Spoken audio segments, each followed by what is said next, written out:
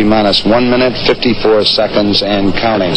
Our status board indicates... Wednesday, July 16, 1969. Just a little after 9. Pad 39A, Kennedy Space Center, Florida.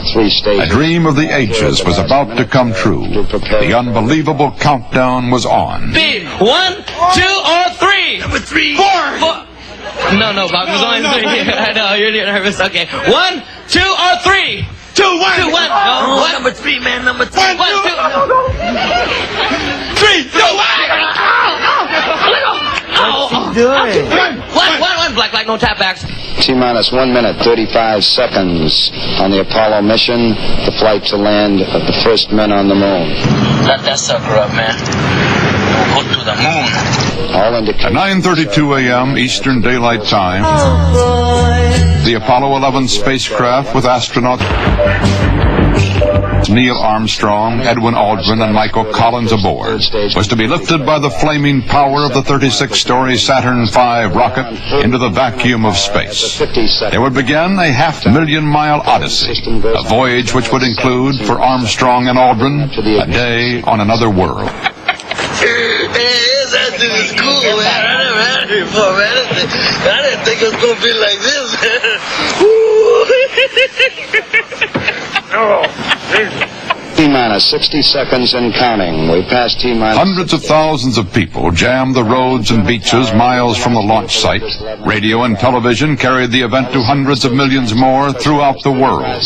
My colleague, CBS News correspondent Reed Collins, described the final seconds as the fulfillment of man's lunar destiny came closer. I never had it before, man. That's going to make me die. It's going to make me freak out, man. I've seen those guys that walk around my neighborhood had too many. Had their head look like a pumpkin like that, man. Wow, relax.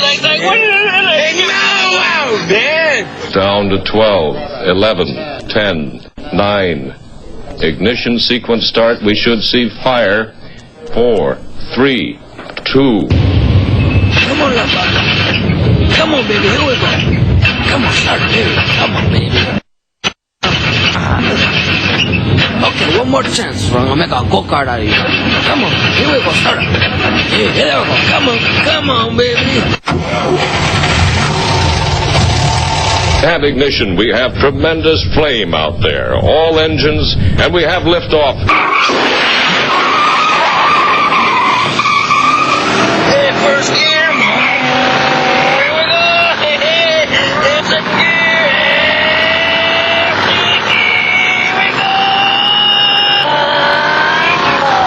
She's rising. She's yawing now to clear the tower. That slight yaw. Now the huge tail is passing the tower. She's lifting up. We have tower clear. We have tower clear. We're beginning to feel the first thunderous roar. I can see her rising now as she's going up straight into the roll program, which she should be completing. We should expect to hear from the astronauts as this spit of land is beginning to shake. Hello. Can you hear me? Hello, headquarters. Come in, headquarters. Hello? Hey, man, listen very carefully, man. Don't answer the phone, man. You got that? Don't answer the phone. Even if it's me calling, man, don't answer because I think the phone is bugged, man. Okay?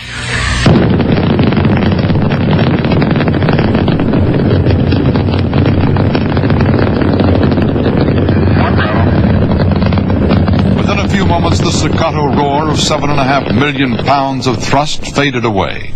What millions had paused to watch was quickly out of sight.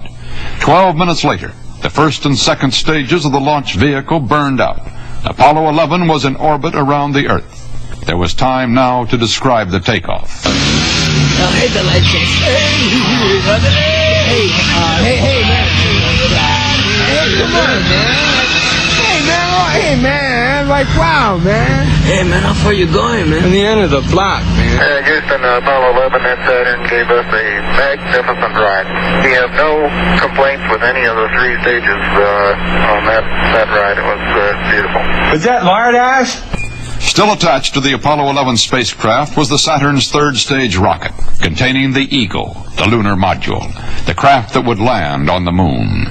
If all systems checked out during the first orbit of Earth, ground controllers at the Manned Spaceflight Center in Houston would give the go for TLI, trans-lunar injection, permission to start the third stage engine again, 227,000 pounds of thrust to increase the speed of Apollo 11, to drive it into a moon-bound path. Apollo 11, this is Houston. You are go for TLI, over. Apollo 11, thank you.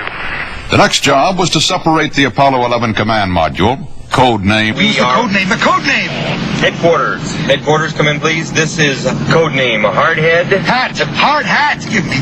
When this undocking was done, the third stage was fired once again to send it out of the way.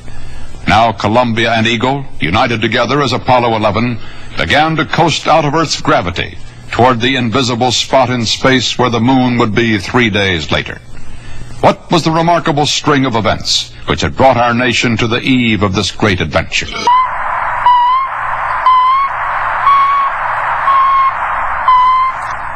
October 4th, 1957, the space shot heard around the world. While we were leisurely getting the Vanguard satellite with its 20-pound payload ready for launch, the Russians put the 184-pound Sputnik 1 into orbit. The beeping voice of this Soviet space spectacular delighted the world, but at home there was shock. April 12th, 1961 was another date we would remember on our way to the moon. Yuri Gagarin's 89-minute flight in orbit around the Earth only seemed to place us even further behind. And then on May 5th, 1961, we finally had something to shout about. Is that a joint, man? That there looks like a quarter pounder, man. Spirits soared with Alan Shepard when he became the first American astronaut to sit atop a rocket and blast off on a suborbital flight 302 miles out into the Atlantic. Cabin pressure is holding at 5.5. 5 G. 5 G. Everything looks A-okay here. Periscope is coming out. Periscope coming out.